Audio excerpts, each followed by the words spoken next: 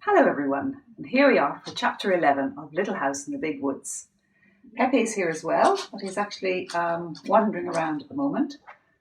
There's things going on outside, but I think he'll settle down. Pepe, you going to come up here and listen to the chapter with everybody? Yeah, good boy. Good boy. Pepe's had a very exciting weekend. He's had his first bone, his first proper meat bone, which he certainly likes. I don't know how keen I am on it, but anyway, he is a dog, and that's his first bone. So the bone's outside, so he's been having a go at it this morning. Haven't you, mister? Yeah. I don't know how long you're supposed to keep dog bones for. We shall all this to be revealed, no doubt. Anyway, here he is, happy out. Now, today's chapter, because last week's last chapter was about summertime, and this is about harvest, because of course in summertime you get to the harvest. And I'll just show you the picture of the men harvesting the wheat and doing the bushels of wheat. Okay, so Pa and Uncle Henry traded work. When the grain got ripe in the fields, Uncle Henry came to work with Pa, and Aunt Polly and all the cousins came to spend the day. And then Pa went to help Uncle Henry cut his grain, and Ma took Laura and Mary and Carrie to spend the day with Aunt Polly. Ma and Aunt Polly worked in the house, and all the cousins played together in the yard till dinner time. Aunt Polly's yard was a fine place to play because the stumps were so thick. The cousins played jumping from stump to stump without ever touching the ground. Even Laura, who was littlest, could do this easily in the places where the smaller trees had grown close together. Cousin Charlie was a big boy, going on 11 years old, and he could jump from stump to stump all over the yard. The smaller stumps he could jump 2 at a time, and he could walk on the top rail of the fence without being afraid. Pa and Uncle Henry were out in the field cutting the oats with cradles. A cradle was a large steel blade fastened to a framework of wooden slats that caught and held the stalks of grain while the blade cut them. Pa and Uncle Henry carried the cradles by their long curved handles, a bit like, what are they called, scythes, I guess, and swung the blades into the standing oats. When they had cut enough to make a pile, they slid the cut stalks off the slats into neat heaps on the ground. It was hard work, walking around and around the field in the hot sun, with both hands swinging the heavy cradles into the grain and cutting it and then sliding it up into piles. After the grain was cut, they must go over the field again, and this time they would stoop over each pile, and taking up a handful of the stalks in each hand, they would knot them together to make a longer strand. And then, gathering up the pile of grains in their arms, they would bind it tightly together with the band they had made, and tie the band and tuck in its ends. You going to sleep? It's not very exciting, this story. You'll see it gets quite exciting. I remember this story. After they had made 7 such bundles, then the bundles must be shocked. To make a shock, they stood 5 bundles upright, snugly together with the oats heads up. And then over these they put 2 more bundles, spread out the stalks to make a little roof and shelter the 5 bundles from dew and rain.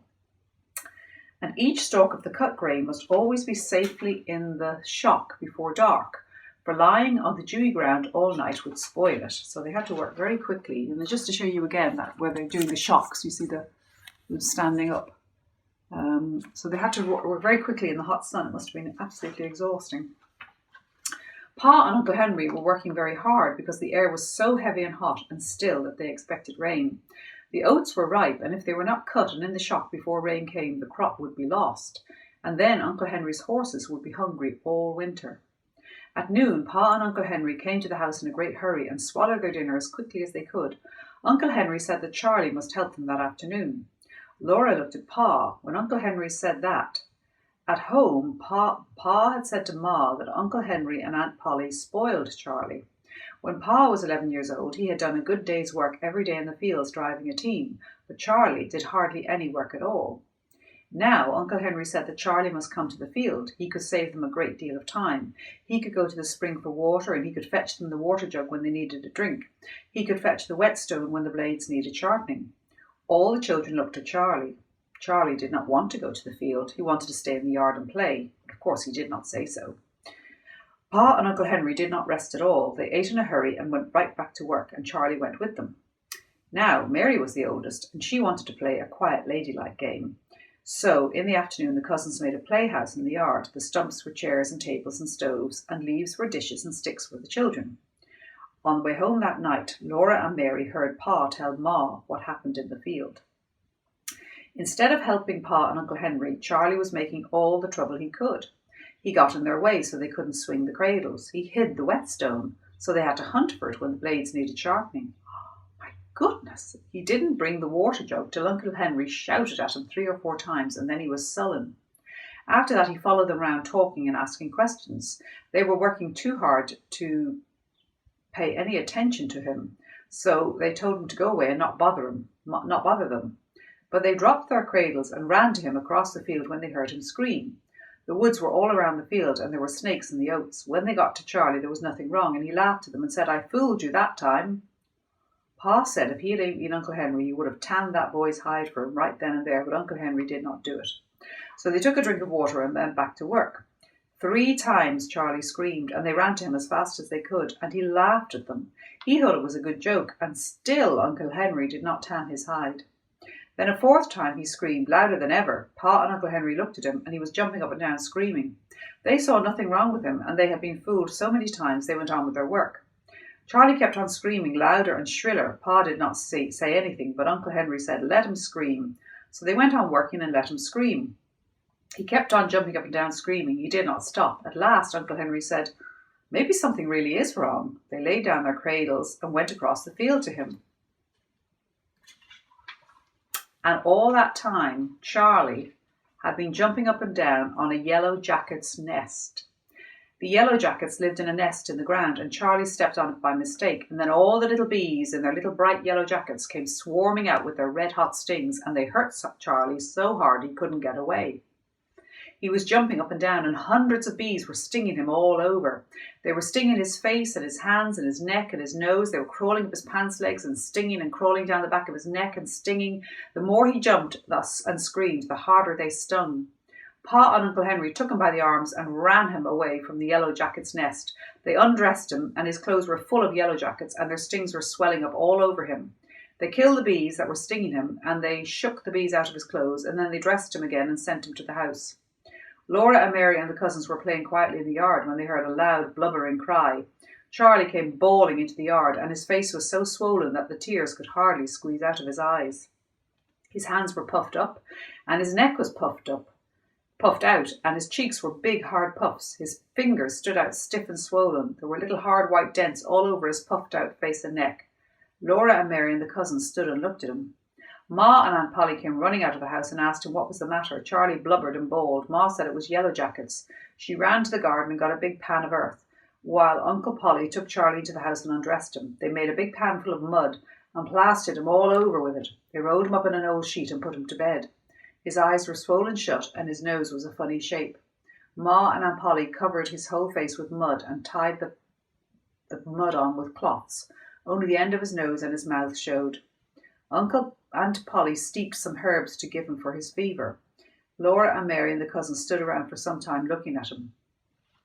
Here's a picture of Charlie. I won't say poor Charlie, because when you wouldn't want that to happen, at the same time he kind of brought it on himself. What a naughty boy. It's quite something, eh? You see that? You see that? You want to look at that? No, of course you don't. It was dark that night when Pa and Uncle Henry came back from the field. All the oats were in the shock, and now the rain could come and it would not do them any harm. Pa could not stay to supper. He had to get home and do the milking. The cows were already waiting at home, and when cows are not milked on time, they do not give so much milk. He hitched up quickly, and they all got into the wagon.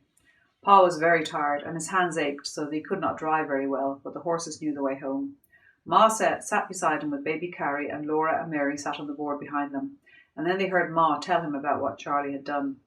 Laura and Mary were horrified. They were often naughty themselves, but they had never imagined that anyone could be as naughty as Charlie had been. He hadn't worked to help save the oats, he hadn't minded his father quickly when his father spoke to him, and he had bothered Pa and Uncle Henry when they were hard at work.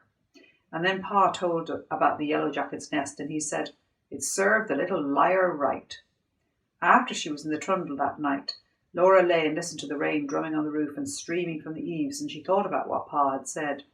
She thought about what the yellow jackets had done to Charlie, and she thought it served Charlie right too. It served him right because he had been so monstrously naughty, and the bees had a right to sting him when he jumped on their home. But she didn't understand why Pa had called him a little liar. She didn't understand how Charlie could be a liar when he had not said a word. Well, he was a liar because he lied the other 3 times when he was screaming and screaming and they ran to help him and there was nothing wrong with him. That's the lying bit, isn't it? What a boy. I was amazed when I read that. I mean, how naughty is that to hide the whetstone? To actually impede the work. Never mind not help, but to actually delay them. So I completely collapsed, Mr. Pepe. I don't think you thought much of that story, did you? What are you dreaming about? Bones and nice things.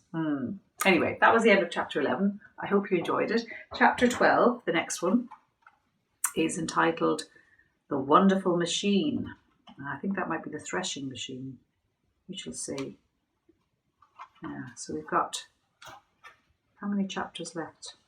We've only 3 chapters left. No, 2 chapters left. We've chapter 12, The Wonderful Machine, and chapter 13, The Deer in the Wood. And that is the end of the Little House in the Big Woods.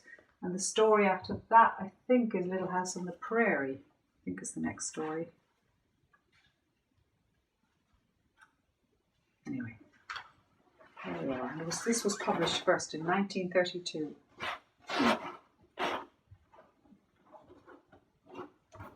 Thanks for listening.